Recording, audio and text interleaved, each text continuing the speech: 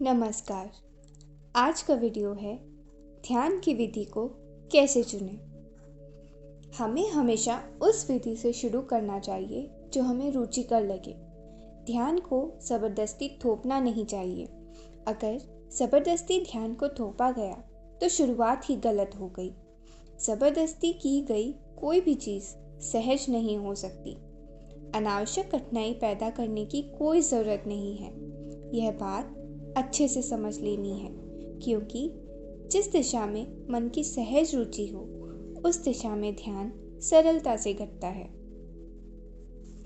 जो लोग शरीर के तल पर ज़्यादा संवेदनशील हैं, उनके लिए ऐसी विधियां हैं जो शरीर के माध्यम से आत्यंतिक अनुभव पर पहुंचा सकती हैं। जो भाव प्रवण हैं, भावुक प्रकृति के हैं, वे भक्ति प्रार्थना के मार्ग से चल सकते हैं।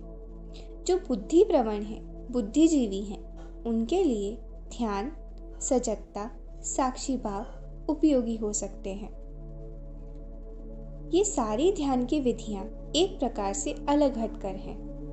इन विधियों की संरचना तीनों प्रकार के लोगों द्वारा उपयोग में लाई जा सकती हैं। उनमें शरीर का भी पूरा उपयोग है, भाव का भी पूरा उपयोग है और होश का भी पूरा उपयोग है। तीनों का एक साथ उपयोग है और वे अलग अलग लोगों पर अलग अलग ढंग से काम करती हैं। शरीर, हृदय, मन, ये सभी ध्यान विधियां इसी श्रृंखला में काम करती हैं।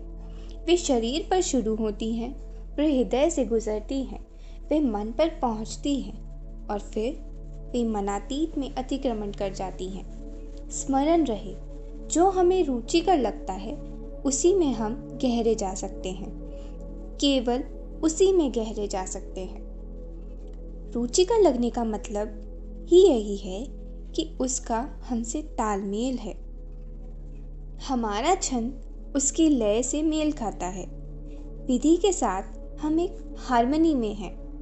तो जब कोई विधि रुचिकर लगे तो फिर और विधियों के लोभ में ना पड़े, फिर उसी विधि में और गहरे उतरें। उस विधि को प्रतिदिन या अगर संभव हो तो दिन में 2 बार अवश्य करें। जितना हम इसे करेंगे उतना आनंद बढ़ता जाएगा। किसी भी विधि को तभी छोड़ें जब आनंद आना बंद हो जाए। उसका मतलब है कि इस विधि का काम पूरा हो गया, अब दूसरी विधि की तलाश की जाए। कोई भी अकेली विधि हमें अंत तक नहीं ले जा सकती। इस यात्रा पर हमें कई बार ट्रेन बदलनी पड़ेगी। हम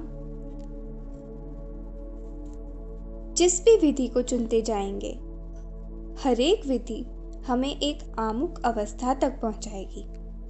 उसके बाद उसका कोई उपयोग नहीं है, उसका काम पूरा हो गया।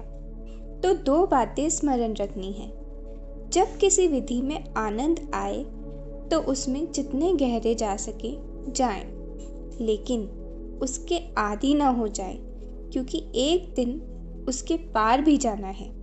अगर हम उसके बहुत आदी हो जाते हैं तो यह भी एक प्रकार का नशा है, फिर हम उसे छोड़ नहीं सकते। अब इसमें कोई आनंद भी नहीं आता, इससे कुछ मिलता भी नहीं, लेकिन यह एक आदत हो गई। फिर हम चाहें तो इसे करते रह सकते हैं, लेकिन हम गोल गोल घूमते रहेंगे, यह उसके आगे नहीं ले जा सकती। तो आनंद मापदंड है। जब तक आनंद आए जारी रखें। आनंद का कण भी पीछे न छूट जाए, उसका पूरा रस निचोड़ लें, एक बूंद भी बाकी न बचे, और फिर उसे छोड़ने को भी तैयार रखें। फिर कोई दूसरी विधि चुन लें जिसमें फिर आनंद आता हो सकता है हमें कई बार विधि बदलनी पड़े। यह अलग अलग लोगों के लिए अलग अलग होगा, लेकिन ऐसी बहुत कम संभावना है कि एक विधि से पूरी यात्रा हो जाए। लेकिन बहुत सी विधियां एक साथ करने की भी ज़रूरत नहीं है, क्योंकि हम उलझन में पड़ सकते हैं। विपरीत प्रक्रियाएं एक साथ कर सकते हैं और तब तकलीफ होगी, दर्द होगा।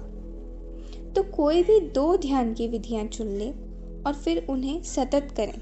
असल में मैं तो चाहूँगी कि कोई एक ध्यान ही चुने। यह सबसे अच्छा होगा। जो ध्यान हमें भाए उसे दिन में कई बार करना ज़्यादा बेहतर है। इससे उसमें गहराई आती है। अगर हम कई ध्यान एक साथ करते हैं, एक दिन एक, दूसरे दिन दूसरा, और हम अपने ही ध्यान भी कर लेते हैं, तो ऊहापोह बढ़ेगा। विज्ञान वैभव तंत्र में ध्यान की 112 विधियां हैं। हम पागल हो जा सकते हैं, हम वैसे ही पागल हैं। ध्यान की ये विधियां कोई मनोरंजन नहीं है, ये कभी कभी खतरनाक भी हो सकती हैं। हम मन के अति सूक्ष्म यंत्र के साथ खेल रहे हैं। कभी एक छोटी सी चीज़ जिसका हमें होश भी नहीं कि हम क्या कर रहे हैं, खतरनाक सिद्ध हो सकती है।